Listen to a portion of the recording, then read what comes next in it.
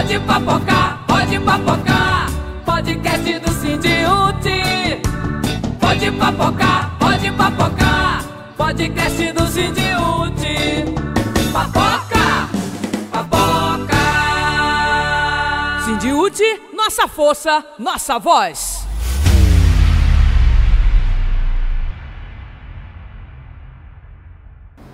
Olá, sejam todos bem-vindos, bem-vindas a mais um episódio do nosso Pode Papocar, o podcast do Sindiúti. Eu sou Gardênia Baiman, diretora desse sindicato.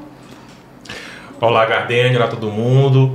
Boa noite para quem está nos acompanhando agora na nossa transmissão. Eu sou Rafael Mesquita e estou com vocês aqui no Pode Papocar. Hoje nós temos um tema muito interessante. Nós vamos discutir a reforma administrativa, nós vamos discutir o que o Brasil está discutindo. E para esse debate, nós trouxemos dois convidados, uma convidada, um convidado super especiais, como é especial o nosso tema.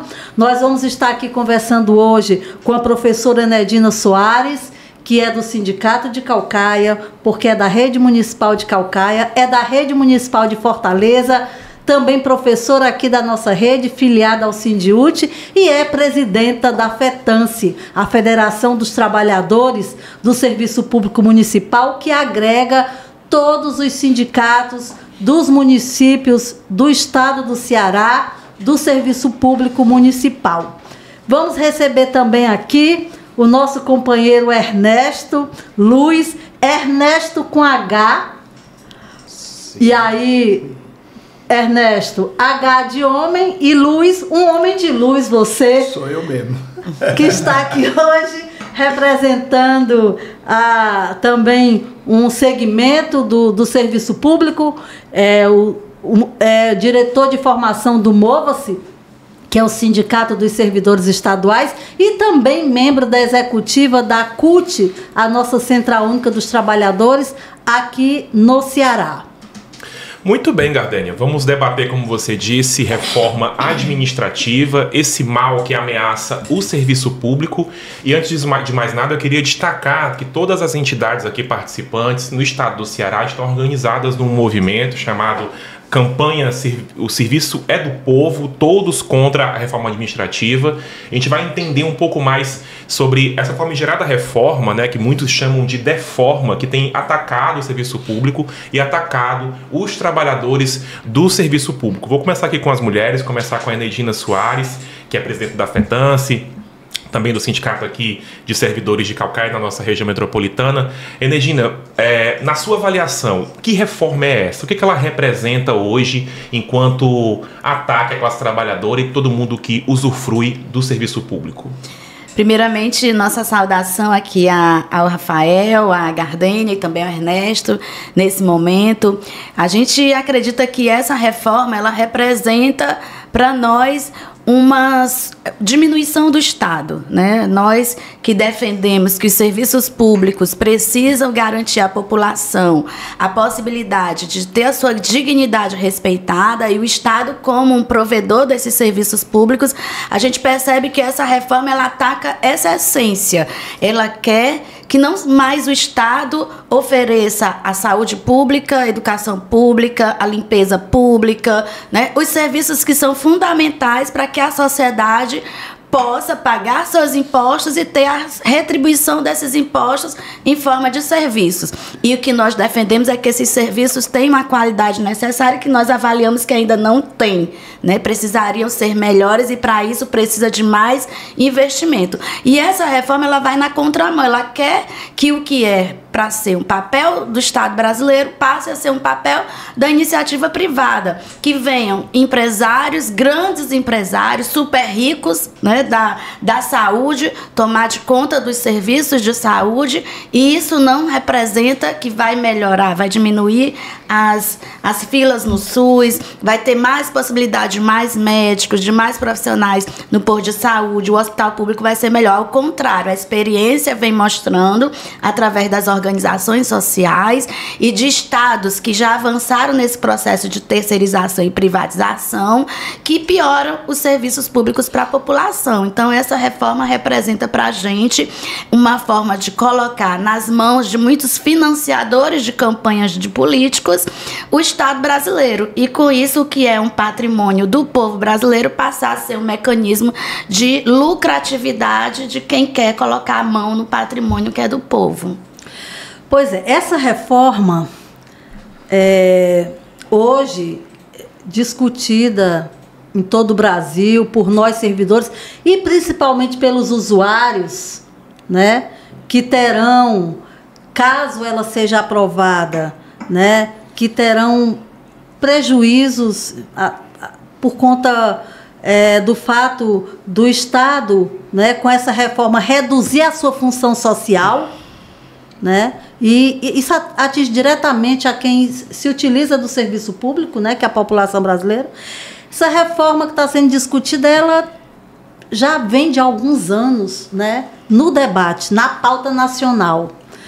Então, a FETANSE, o Sindicato dos Jornalistas, Rafael, você é presidente, o Sindiúti, o Mova-se, nós temos feito um debate sobre essa questão há algum tempo. E aí, Ernesto, conta um pouco dessa história, desse debate para a gente, como é que os servidores têm se posicionado diante dessa reforma, por que felizmente ela ainda não se consagrou? Bem, saudar aí a Gardênia, o Rafael, a Enedina, né? Agradecer o convite, né? É ótimo estar aqui participando desse bate-papo e falar de um tema tão importante como é esse, né? A questão da reforma administrativa que ataca o serviço público. E a Gardênia levanta uma bola que eu acho extremamente interessante, que é a questão histórica, né? Da onde vem esse movimento? E eu estou aqui me recordando, né, de 89, né, já faz um tempo, né, quando Collor de Mello foi eleito, né, a primeira eleição que nós tivemos depois da Constituição de 88, Collor de Mello foi eleito com um discurso, inclusive com capa na Veja, né, que colocava Collor de Mello como caçador de marajá. E quem eram os marajás, né? Eram os servidores públicos, né? Então isso vem em debate já há bastante tempo, né? A gente tem observado. E é um discurso neoliberal de Estado mínimo, né? Que ataca o que é público, né? Porque existe no seio da nossa sociedade um movimento antipovo, né? A gente tem observado isso ao longo dos anos. Eu falei do Collor de Mello, né? Que foi eleito a partir desse tema, né? A gente logo em seguida teve Fernando Henrique Cardoso, um grande neoliberal, né? Que implementou processos de privatização. E eu estava aqui me lembrando de um processo de privatização que atingiu todo o povo brasileiro, que foi a privatização das teles, que eram empresas de telecomunicações, né? Centralizadas e coordenadas pela Telebrás, mas em todos os estados haviam teles. Nós tivemos privatização também na área de energia, né? Aqui no caso nós tínhamos a Coelce, que foi privatizada, e eu fico lembrando assim, o discurso era lindo, né? Você privatizava, você trazia a concorrência, né? Da empresa privada e eficiência, agilidade nos serviços. E o que é que nós vimos de fato, né? Depois desse processo de privatização? Todo mundo sabe, por exemplo, a Oi apresentou um processo de recuperação judicial com um calote bilionário, né? E ela ficou devendo ao Estado, principalmente ao Estado. E a gente sabe qual era o serviço que a Oi prestava, né? Em termos de qualidade e preço. Eu não vou falar disso. Vocês podem pesquisar aí nos órgãos de defesa do consumidor, vocês vão enxergar o que é que sobrou das empresas públicas que foram privatizadas pelo Fernando Henrique Cardoso. E agora, né, mais recentemente, em 2020, né, no governo do ex-presidente Bolsonaro, né, surge novamente a proposta de reforma administrativa. E o discurso é sempre esse, né? agilizar os serviços públicos, né, democratizar o acesso aos serviços públicos, mas isso não é nada mais do que o que nós já vimos, né? É entregar na mão da iniciativa privada esse recurso que é público e prejudicar o povo, né? Então, a gente não pode concordar com esse tipo de prática, até mesmo porque nós já vimos qual é o resultado desse processo, e a reforma administrativa é mais do mesmo, né? Não é nova. A reforma administrativa ela vem em debate já há alguns anos, né? Eu estou citando aí 89, né? E aí ao longo da década de 90 isso se fortaleceu a partir do governo de Fernando Henrique Cardoso, e a gente percebe, né, que esse discurso começa a mudar com a eleição de Lula, né, em 2013, que aí a gente vê o advento dos concursos públicos, né? 2003, né? 2003, exatamente. Se fortalecendo, né? Então, assim, não há dúvida, né? O serviço público ele deve ser feito por servidor, né? Ele deve ser gerido pelo Estado, porque é isso que traz benefício ao povo. Tudo bem, se é público é de todos. Eu quero daqui a pouquinho voltar nessa história dos marajás, porque eu quero debater de fato quem são os servidores públicos, e a gente sabe que não são os marajás, né, Enedina? Mas antes eu queria que a gente fizesse aqui ainda nessa parte introdutória, explicando para quem está nos acompanhando, que às vezes fica um pouco de dúvida. A reforma administrativa hoje está vestindo a camiseta da PEC 38, mas já foi PEC 32, né? Assim como o diabo, ela já teve vários nomes. Enedina, explica um pouquinho para a gente também esse processo de apresentação contínuo da reforma administrativa no Congresso Nacional. Onde é que ela está? Como é que ela está tramitando? A população que é usuária desse serviço público tem que acompanhar como a gente acompanha, né? Por onde é que esta PEC anda?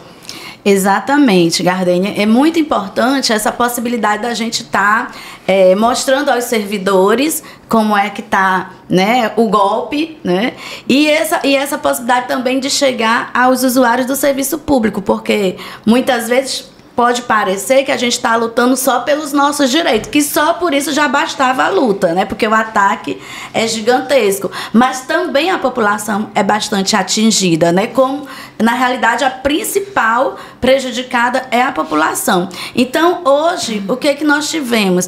Hoje por hoje, nós tivemos um relatório que foi feito em segredo, né? Que ao ser revelado foi um desmantelo no Brasil inteiro, né? Então, nós tivemos uma reação muito grande dos servidores públicos, mostrando o que consta nesse relatório, né? Então, a gente, infelizmente, 171 deputados assinaram. Isso fez com que ele virasse a PEC 38, sendo protocolada no dia 24, se não me engano, né? Agora de outubro. Foi, dia 24 de outubro, e de lá para cá só vem tendo as reações. Então, hoje, nós temos um último número que nós tivemos foi de 12 deputados que retiraram a assinatura dessa PEC, que é uma mudança na Constituição brasileira, mudando o papel do Estado, e após a reação, né? Então, nós tivemos um movimento forte, crescente, no Brasil inteiro, de servidores nas redes sociais, e também a Marcha Nacional em Brasília. Aqui no Ceará, nós fomos a capital, o estado que fez a primeira marcha, a primeira manifestação de rua do Brasil contra a PEC 38, a nossa marcha foi no dia 19? Do dia 9 de outubro. Então, nós estamos muito em sintonia com o que está acontecendo e fazendo a mobilização da reação necessária à altura do golpe, né? À altura do ataque. E aí é muito importante dizer que hoje o nosso movimento principal é a possibilidade de mais deputados retirar o nome, né? Para que a gente sepulte, não ande, né? Porque nós acreditamos que se nós não andar, essa PEC não avançar esse ano, não tem a reforma. Vamos precisar ficar vigilante, né, Rafael?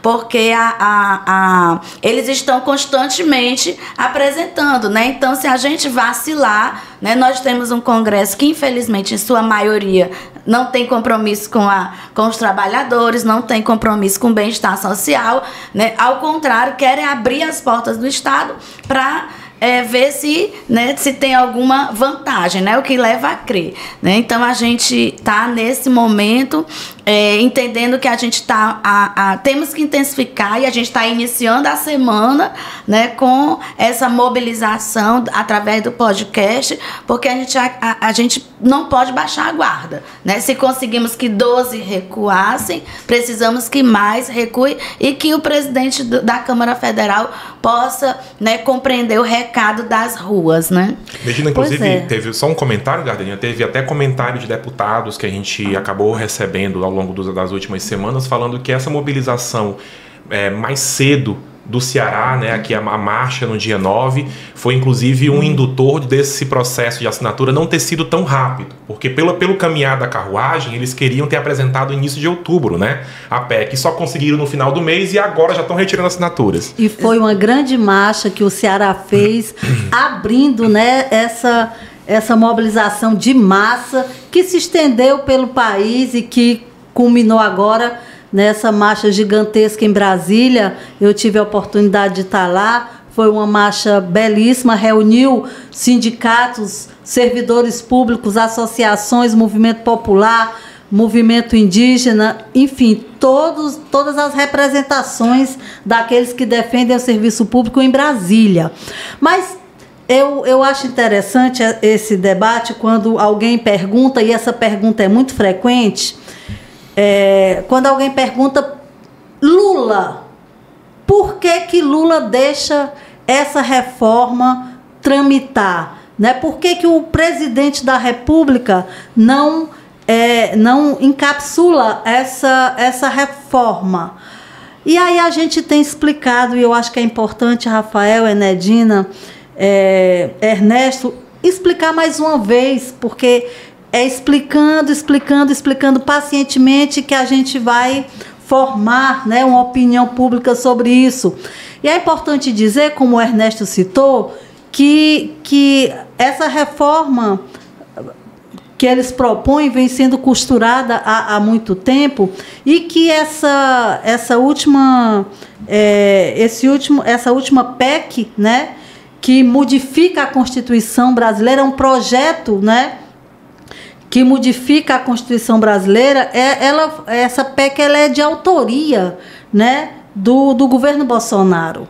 Então, quando o governo Bolsonaro entrega ao Congresso Nacional um projeto de emenda constitucional, ele passa a ser adotado pelo Congresso Nacional e não pertence mais ao Executivo.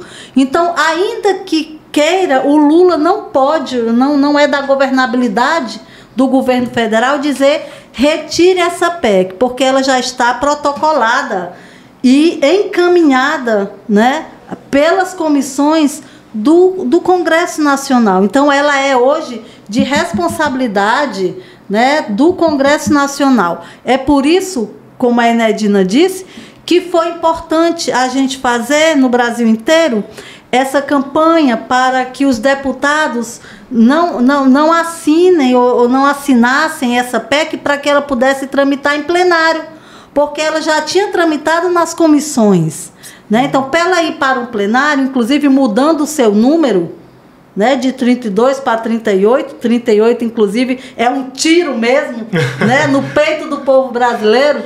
Então, quando essa PEC começou a caminhar, né, e Hugo Mota, presidente do Congresso, da Câmara Federal, porque o Congresso é o Senado e a Câmara, né, anunciou que era uma prioridade, né, da Câmara Federal, a reforma.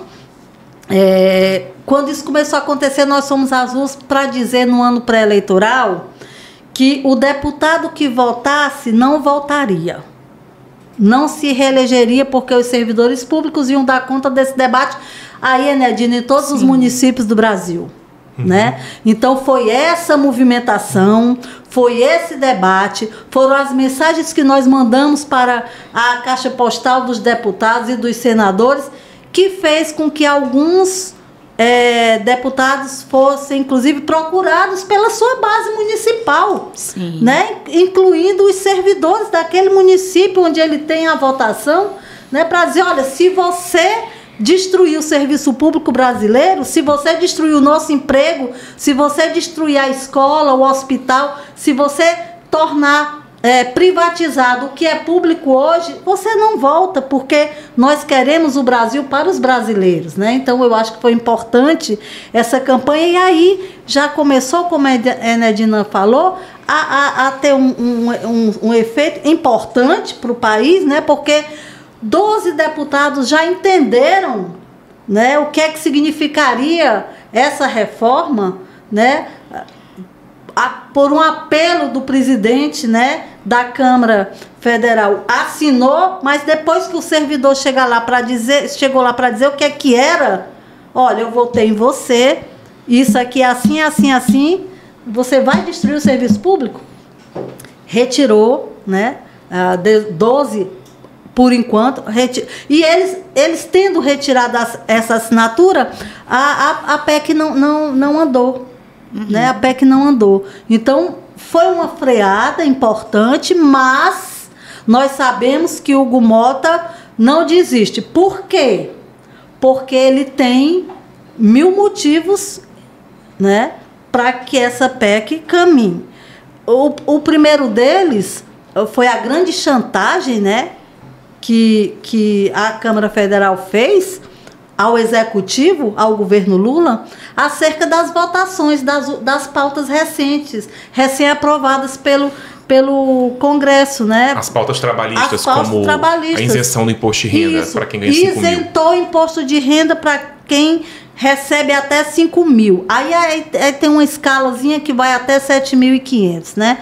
Mas 5 mil, como ficou conhecido, esse debate ficou conhecido como a isenção de quem ganha até 5 mil do imposto de renda. Bom, isso gerou um rombo, um furo no orçamento nacional. Para substituir esse rombo, voltaria-se à taxação das grandes fortunas. E foi aí que o Congresso pensou, como a Enedina disse, nesse grande golpe.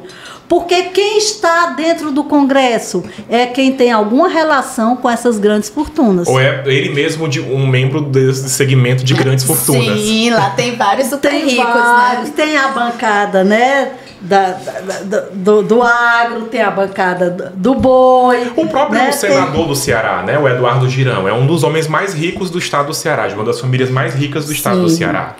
Pois é, então, qual foi a opção? Ao invés de taxar os super ricos, porque eles disseram, opa, nós não vamos pagar essa conta não. Arranjaram quem pague, o servidor público e o povo brasileiro. O servidor público que está lá no seu posto de serviço, no seu posto de trabalho, e o povo brasileiro que está lá na fila do posto de saúde, que está lá matriculado na escola pública, enfim. Então, ao invés da pauta ser taxação dos super ricos, a pauta voltou a ser quem vai pagar essa conta? O servidor público. E como? Com a reforma administrativa, privatizando esses serviços, tornando o Estado mínimo, com a sua função social minimizada e atacando mais uma vez o povo brasileiro. Agora, eu só para passar aqui para vocês, eu tive prestando muita atenção no que eu ouvi em Brasília. Então, em Brasília, nós tivemos um trio elétrico com vários parlamentares e entidades que falavam, né, que se manifestavam contra essa reforma e diziam se votar, não volta e tal. E aí eu achei muito interessante a fala de um parlamentar que dizia o seguinte, olha, não é só privatizar a escola, inclusive, a escola municipal, a educação infantil em São Paulo está privatizada. E quem cuida da escola municipal? Quem foi que arrematou as escolas municipais de São Paulo, a educação infantil? Gente, pasmem, uma empresa funerária. O que é que uma empresa funerária entende de educação? Ela não quer saber da educação, ela não quer discutir a aprendizagem, ela quer discutir o lucro. Né? Então, como a educação tem verba carimbada, ela quer disputar com o serviço público a verba carimbada. Ela não quer que a verba carimbada vá para o serviço público ou para a população brasileira. Ela quer que vá para o bolso dos privatistas, que estão representados no Congresso Nacional. Mas uma coisa me chamou a atenção.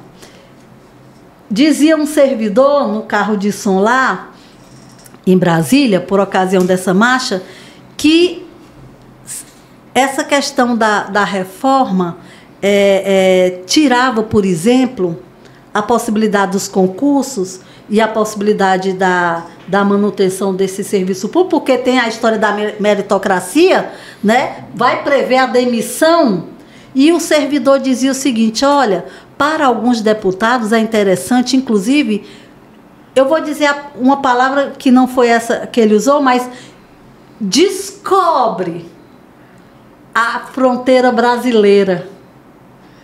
Demitindo o serviço público, por exemplo, do fisco, aquele serviço público da Receita Federal, inclusive houve um ato de apoio aqui na porta da Receita Federal, Sim. Né?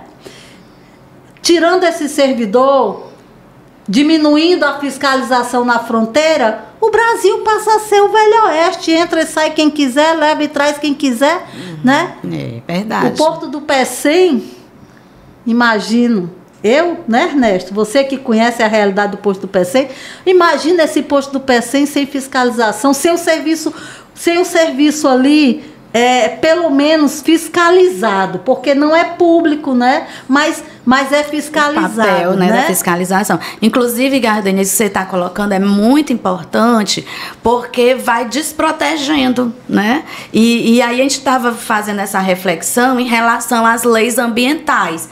Né? Você, hoje, com as regras que tem, a gente já vê em vários municípios que eles não querem colocar as prefeituras nos institutos de meio ambiente, né, nas secretarias e tal, no setor de fiscalização, eles já não querem colocar concursados. Retira os concursados, querem colocar os temporários, né? Esse movimento ele já existe hoje. Então, se de repente deixa de ter concurso público, né, vai, né, ser um comércio, né? Então, por exemplo, a gente cria uma fragilidade, inclusive, nas fiscalizações ambientais também. Né? E aí mais possibilidade de desmatamento, daquelas queimadas ilegais, né? De favorecer uma série de segmentos que querem, né, que o serviço público barra, né, ter um servidor concursado barra. Como a gente teve inúmeros casos, por exemplo, quem denunciou a não compra da vacina, né, o governo Bolsonaro que ficou, né, enrolando e tal, um concursado, né, e por aí vai, né. O Estado mínimo é um Estado fraco, né? E ele fica vulnerável aos interesses de grandes grupos, né, que não têm escrúpulos, né? A gente observa isso hoje, né? E a ideia da reforma ou da deforma é fragilizar ainda mais essa estrutura estatal, pública, e deixar esse recurso, que é do povo, à mercê de interesses de grandes grupos econômicos, que não querem pagar imposto e que querem se apropriar dos recursos que são do povo, né? Então, quando você propõe uma reforma administrativa, você expõe o orçamento público. Expõe o orçamento público à iniciativa privada. Eu iniciei falando da privatização das teles e vou voltar. O que o povo brasileiro ganhou com isso? Era um patrimônio gigantesco, né? Empresas que assim, investiram muito no desenvolvimento do nosso país, e esse patrimônio foi entregue à iniciativa privada, e isso não teve uma contrapartida, né? Pelo contrário, né? Anos depois, uma empresa como essa, né, que eu citei, a Oi, abre uma recuperação judicial e dá um calote bilionário nas contas públicas brasileiras. Então, assim, o Congresso tem se comportado, né, como a gente tem dito, como inimigo dos interesses populares, né? E a gente não pode admitir isso enquanto povo. Então a campanha, né, de quem votar a favor de um desmando como esse, né, de uma reforma administrativa que expõe e que enfraquece o serviço público, certamente não pode votar. Não pode, porque é inimigo do povo, né? O Congresso tem se comportado como inimigo do povo. Em 2026 a gente tem esse compromisso, e é isso que a gente está dizendo nas ruas, né? A gente não pode permitir que gente que não tem compromisso com o que é público, e quando eu falo no que é público, eu falo no nosso dinheiro, né? O orçamento público ele está em disputa, e os interesses de grandes grupos econômicos é se apropriar desse recurso, desse dinheiro, né? Para ficar cada vez mais rico, para gerar cada vez mais desigualdade social, e essa desigualdade social, ela reflete, né? Ela fortalece a miséria, né? Então, assim, não é interessante ter uma educação pública, gratuita, de qualidade, né? Porque quem é que acessa? O povo, né? O filho do trabalhador, da trabalhadora é que está acessando isso. Então a gente percebe que é esse o interesse desses grupos, né? Eu queria continuar nesse debate, mas a gente acabou de definir muito bem aqui, Gardênia, Enedina, Ernesto, quem se vangloria, né, quem se beneficia e quem é esse super rico na nossa avaliação, e quem de fato, na minha avaliação, também é o marajá do processo, que não seriam os servidores públicos. Mas, Enedina, quem são os servidores públicos? Quem são eles? Quem é aquela pessoa como você, como Ernesto, como a Gardênia, que vai lá, presta o concurso público e vai ocupar o cargo de professora, de servidor, né? Qual é a tua área, Ernesto? Eu sou trabalhador do Porto do Pecém. Trabalhador do Porto do Pecém. Quem são essas pessoas? São os filhos dos marajares, ou também marajás, ou filhos da classe trabalhadora? Pois é. Então, né, inclusive, há um discurso, inclusive, colocado na mídia tradicional, que essa reforma é para combater os privilégios, né? Então, assim, é para modernizar e combater os privilégios. E aí a gente vai ver que, assim, quem faz essa discussão no Congresso Nacional é a bancada que não tem compromisso com o povo, e a bancada que votou e comemorou a derrota do governo quando eles vetaram a aprovação da taxação dos BBBs, né, dos bilionários, né, dos bancos e das bets. Então, se eles quisessem realmente combater os privilégios, eles teriam aprovado a mensagem do governo Lula de taxação para compensar, inclusive, a questão do imposto de renda, né? Então, faz uma falsa narrativa, um discurso mentiroso, né, que a mídia tradicional muitas vezes replica, e momentos como esse é importante para a gente mostrar outra versão da história, e aí a gente vai afetar a classe trabalhadora, né? Como você já introduziu, aí já botou a bola na frente do gol, né? Então, assim, a gente está vendo aqui, por exemplo, um projeto que coloca mais dificuldades para quem está no estágio probatório sair do estágio probatório. Quem é que faz o concurso público para o município? A maioria dos cargos num concurso público municipal é para professor, é para auxiliar de serviços gerais, é para agente administrativo, né? Vamos supor aqui, por exemplo, um concurso, vou citar aqui o concurso de Caucaia. As vagas que ocorreram para, por exemplo, auditor, acho que não chegaram a 20 vagas, né? Então, no concurso com quase 2.000 vagas, 20 foram para um cargo com um salário maior. Então, a maioria, quem faz, por exemplo, esse projeto, essa PEC, atinge uma pessoa que presta um concurso para limpar uma escola, serviços gerais, ganhando um salário mínimo, que estará exposto a mais humilhações, constrangimentos e perseguições para poder ser incorporado, efetivado no serviço público, porque até isso eles não vai ter mais a garantia, né? Porque se vier a avaliação de desempenho, por exemplo, nós tivemos situações em Caucaia que as funções de serviços gerais, só para citar, Rafael, aqui, para ilustrar, eram exercidas muito por trabalhadores temporários. Nós tivemos denúncias de escola que a pessoa da limpeza, antes de chegar na escola para ajeitar a escola para receber os alunos, antes ela passava na casa da diretora para ajeitar o café. Na casa da diretora. Absurdo. Né? Então, a pessoa era temporária, se submetia a isso para não perder o emprego. Quando chegou um concursado, não, o concursado disse, ó, minhas funções são essas, né? Então, um concursado que quer, né, fazer a sua função ao qual fez o concurso, pode ser alvo de uma direção como essa, né, que tem equívoco na condução das ações de um trabalhador. Então, essa reforma, ela favorece a essas perseguições. Então, quem está no serviço público, trabalhando em sua maioria no serviço público municipal, a gente afirma com toda certeza, não tem nenhum privilegiado, né? Quem está lá, né, atendendo a população é um filho da classe trabalhadora, é alguém que, né, dedicou horas, muitas vezes vindo da escola pública, né, superando as dificuldades familiares, né? Ainda agora a gente estava falando um pouco sobre isso antes de começar, né? Quantas barreiras a gente vai vencendo através, inclusive, da educação, como a ferramenta de emancipação, de mudança da realidade individual das pessoas, né? Então, quantas pessoas hoje estão estudando nos cursinhos, sonhando em ser professor da rede pública municipal, né? Ser professor da universidade, ser, né, professor da rede estadual, né? Estão loucas por concurso público para poder vencer, ocupar seus espaços através das suas barreiras que foram sendo vencidas com a educação, né? Então, a gente vê que a gente vê num projeto desse, numa PEC dessa, toda a possibilidade de destruição, né, do que a gente conquistou até aqui e das oportunidades das próximas gerações, né? São muitos jovens que estão na universidade sonhando em trabalhar no serviço público, né? E é interessante, Enedina, que assim, não existe projeto de nação sem um projeto de Estado forte. Eu tenho observado a questão da educação e aqui no estado do Ceará a gente passou muito perrengue, né?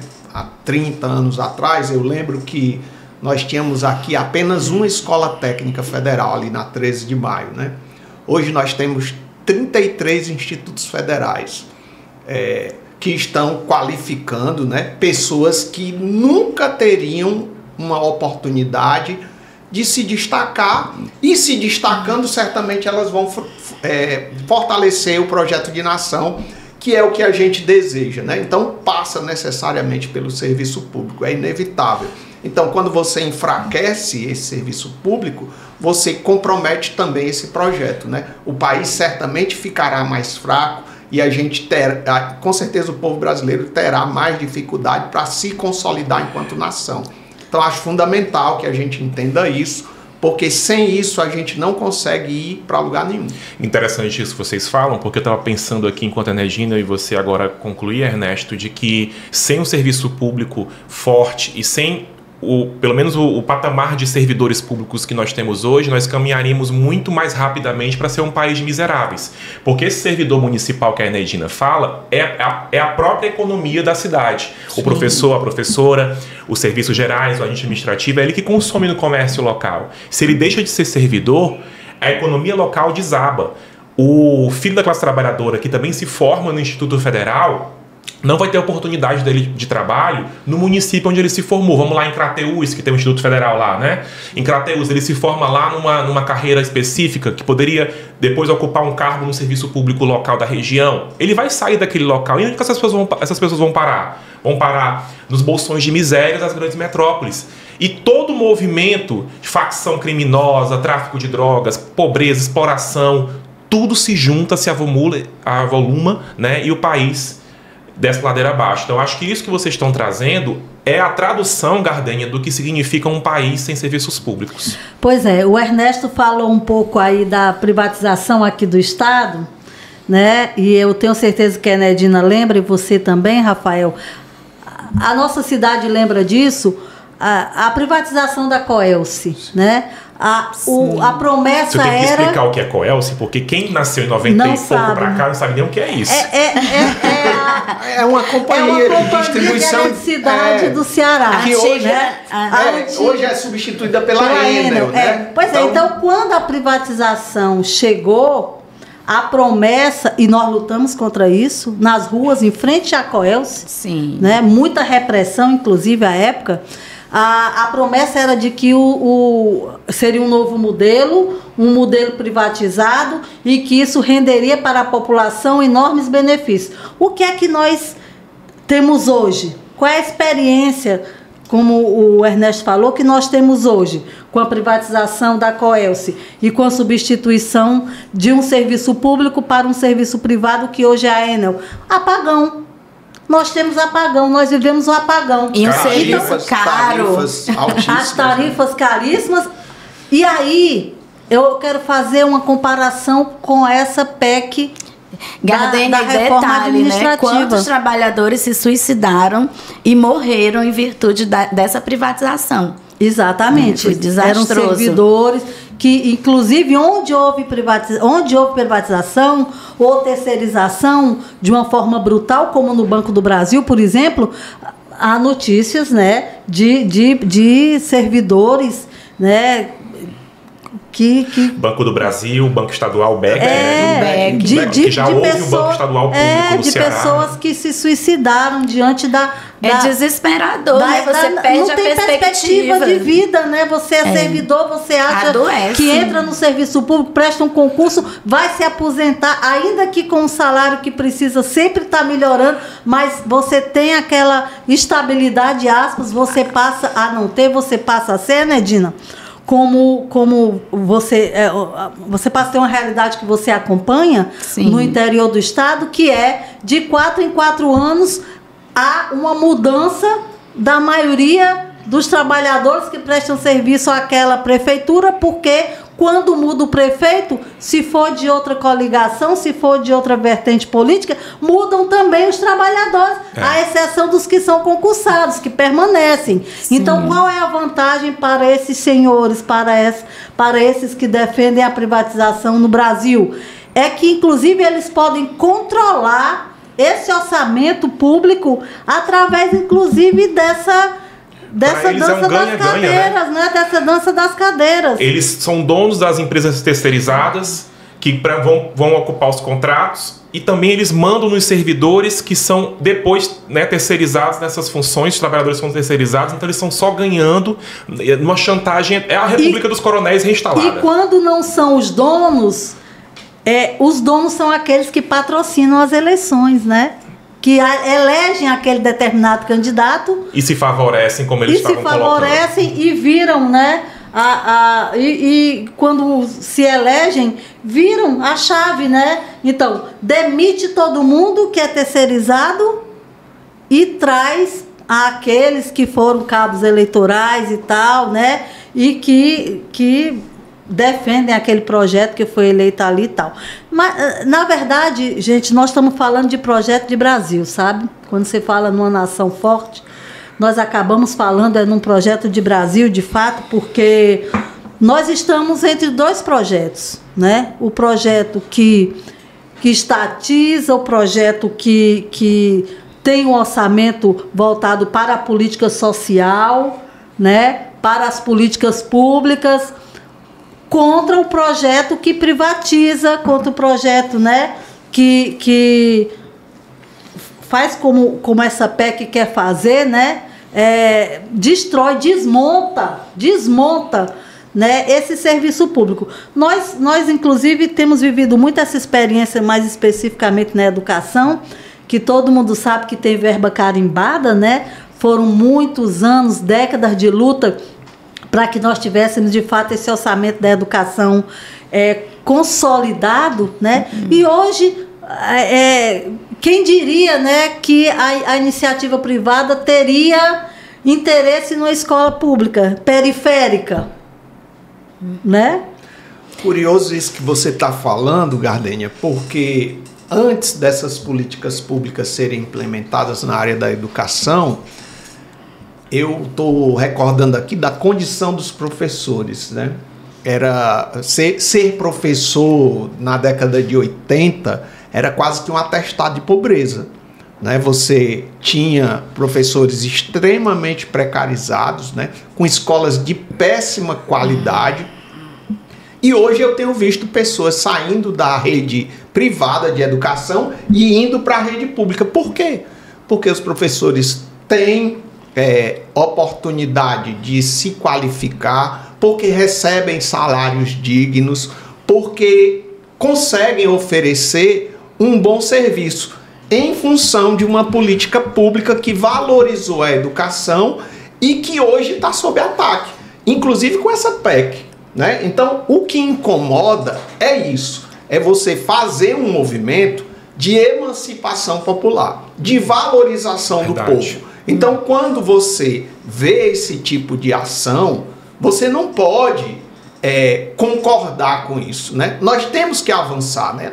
Nós temos que ter dignidade, né? Não é possível que a gente continue nessa perspectiva de retroceder, de aprofundar a desigualdade. Então, sem política pública, sem serviço público, a gente, de fato, vai retroceder. Não tem jeito. E eu estou dizendo isso porque é assim no mundo todo. Se você pegar os Estados Unidos, se você pegar os países europeus, os serviços públicos são fortes, né? Já tentaram estatizar e voltaram para o serviço público. A Inglaterra é um exemplo disso, né? A Margaret Thatcher implementou uma política neoliberal de Estado mínimo e as empresas e as estruturas que foram privatizadas foram reestatizadas no Reino Unido. Aí você porque vai esse exemplo não... Eles viveram isso lá.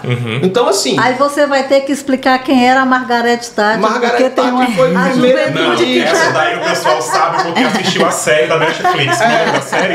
The Crown. Tá na Netflix. Assisti.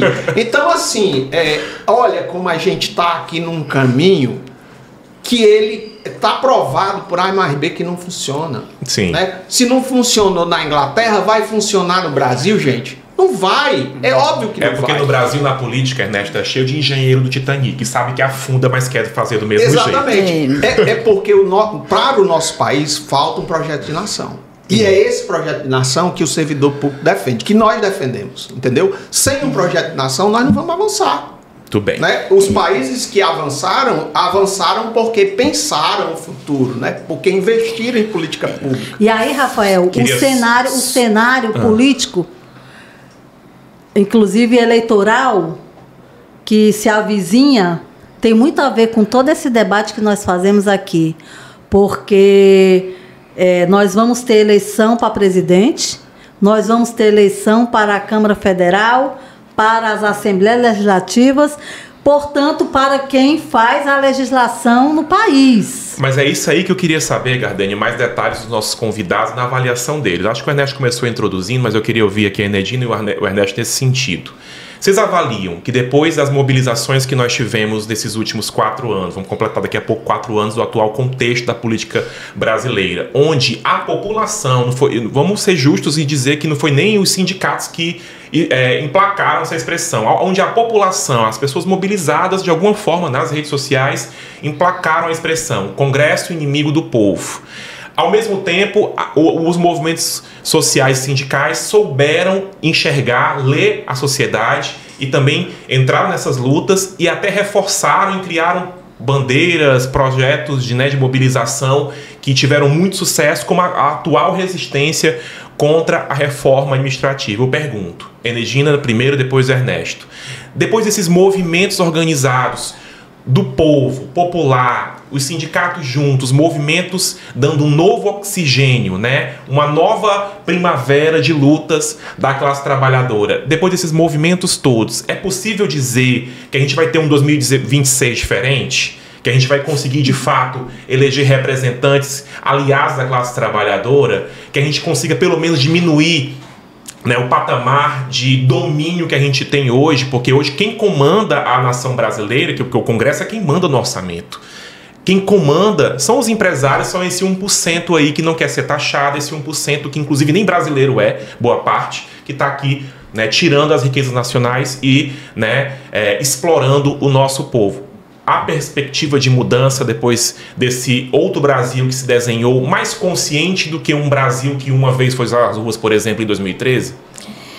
Nós precisamos exercitar o esperançar do Paulo Freire sempre, né? Nós precisamos, porque o que nos move é a esperança de dias melhores, da gente ter possibilidade do nosso país ser um país que é rico, mas que o seu orçamento, quase 50% dele vai para pagamento de juros da dívida pública. É rico, mas é extremamente desigual. E, ao mesmo tempo, nós temos um sistema político muito difícil, né, culturalmente, né, de romper, né? Então nós temos um grande desafio, né? Eu acredito que nós precisamos acreditar que é possível sim mudanças, e acredito que a gente vem tendo boas surpresas na política, como por exemplo a Erika Hilton, que levanta uma bandeira, né, histórica do movimento sindical, que foi a redução da jornada de trabalho sem redução de salário, e aí vem um outro nome, né? Fim da escala 6x1, mas essa bandeira histórica, e consegue, né, como um corpo diferente do que aquele Congresso, né, estava acostumado a ver, com a voz que faz enfrentamentos e levanta as bandeiras populares. Então, assim, a gente tem muitas surpresas boas na política, e esse esperançar é o que nos move a ter a possibilidade de ter outros nomes, né, que se dispõem, que não é fácil você ser do andar de baixo e disputar com os empresários, com os super ricos ou os financiados pelos super ricos. E as subcampanhas, Eu tenho certeza que a Câmara Municipal de Caucaia viveu uma situação diferenciada quando você era vereadora daquela casa e levou para dentro da Câmara Municipal de Caucaia as reivindicações dos servidores, a luta dos servidores municipais de Caucaia, e teve êxito, né? Sim, muitas conquistas foram realizadas a partir da sua intervenção como vereadora à época em Caucaia, né? Então isso faz a diferença. Faz. Inclusive é importante ter esses exemplos e mostrar que é possível chegar lá e não romper com a história. Porque muitas vezes tem pessoas que vão para esses espaços e se adaptam às estruturas, porque competem com outros, né, em troca de cargos, em troca de benefício, acaba indo junto à autonomia da nossa voz, né, que o nosso sindicato, a gente sempre defende isso, a nossa autonomia da luta, a nossa autonomia de ser voz e ter essa lealdade, porque muitas vezes não tem a lealdade com a categoria quando chega lá, porque a gente amplia a voz, é diferente, tem uma amplitude muito grande, mas não tem a lealdade. Então, eu vivenciei essa experiência e tenho muito orgulho de ter tido a possibilidade de ampliar a voz da nossa categoria e ter ampliado para além da nossa categoria para outros segmentos da sociedade, outras lutas, né, de oprimidos, né, outros subalternos também, né? E aí, nesse sentido, Rafael, assim, eu sou otimista, né, e acho que a gente precisaria, enquanto trabalhadores,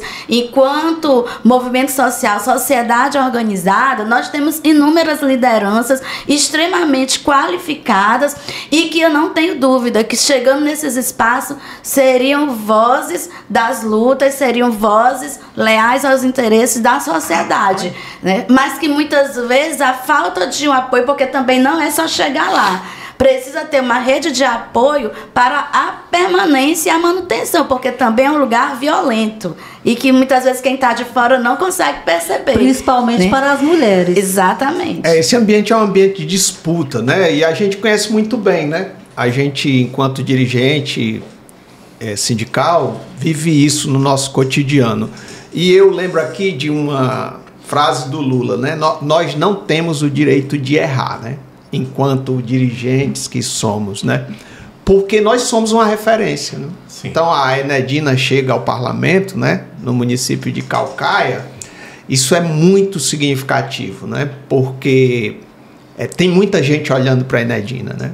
Então a coerência, né, se manter ao lado do seu discurso, né, praticar, colocar isso na vida, no cotidiano, em qualquer espaço que você ocupa, ele tem um significado, né? Então, assim, eu acho que a gente tem um desafio, não é fácil, porque essa disputa ela é muito desigual, né? Sim. Você disputar com uma estrutura de comunicação, né? Eu estou aqui cercado por uma equipe de comunicação que sabe muito bem do que eu estou falando, né?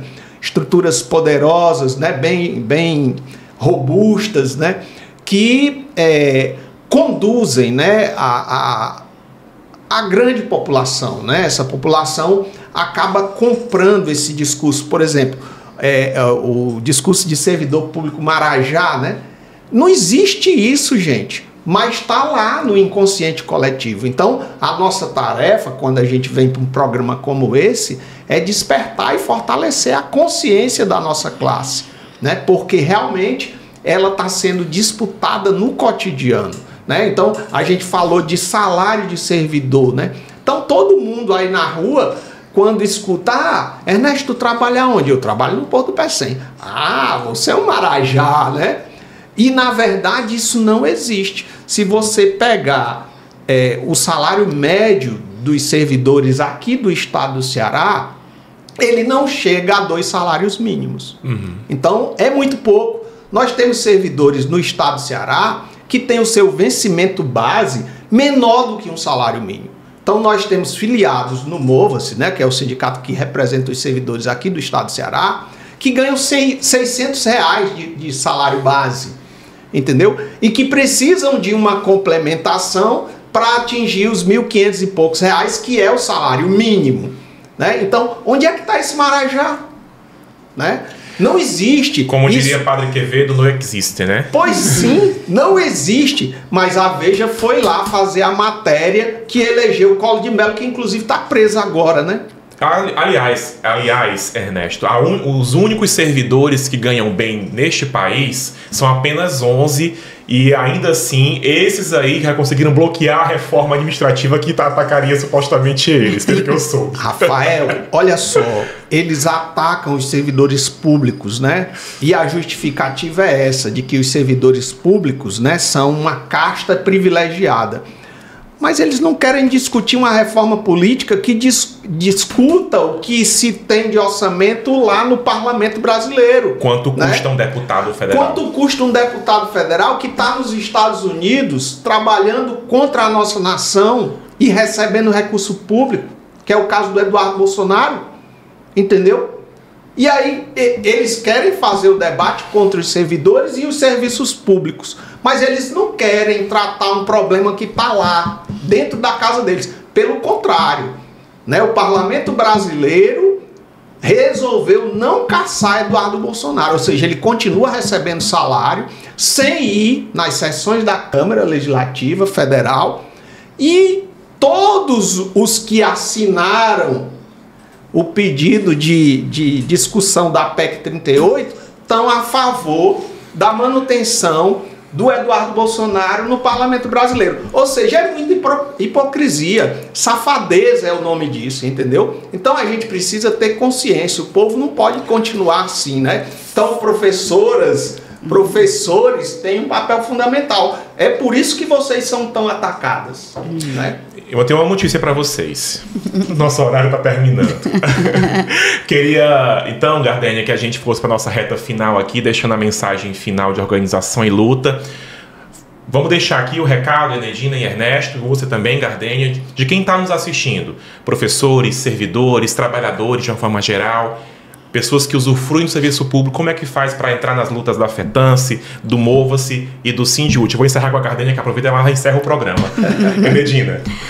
Bom, a nossa força está no sindicato, que é a nossa voz coletiva. Então, todo trabalhador, quer seja da iniciativa pública, né, que seja servidor público ou da iniciativa privada, precisa procurar o seu sindicato, gostando ou não de quem está na linha de frente, mas é a nossa voz coletiva, né? Porque muitas vezes, não gosto de fulano, não gosto de ciclano, mas é a nossa voz coletiva. Aquilo que a gente não está gostando, aquilo que a gente não quer, tem uma opinião diferente, vai para a Assembleia, propõe, né? Lá é o espaço que tem votação e tem debate. Então, nós precisamos ter sindicatos cada vez mais fortes, cada vez mais representativos e com capacidade de mobilizar a sua categoria, né? Porque muitas vezes a gente vê que tem sindicato que não tem essa força, né? E é fundamental.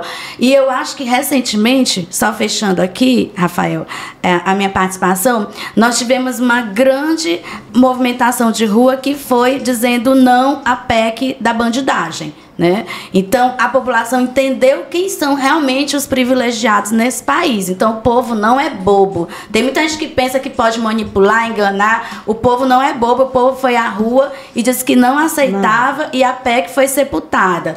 E aí, a gente também viu uma movimentação do governo recentemente de colocar o Guilherme Boulos no Ministério ali, na Secretaria-Geral da Presidência da República, que é uma pessoa que vem também das lutas sociais. Então a gente percebe que, né, o governo também dá um sinal, e é porque não é fácil governar tendo a minoria no Congresso, né? Então, se nós ocuparmos as ruas, a postura que nós queremos do governo poderá vir respaldada pelas lutas sociais, e para isso o papel dos sindicatos, do movimento sindical, é muito importante e é fundamental, porque nós queremos, de fato, que esse Congresso que hoje a gente entende que não trabalha para a população, a mudança vem das ruas, né? E para isso a gente precisa também de sindicato forte que vai ajudar pra caramba.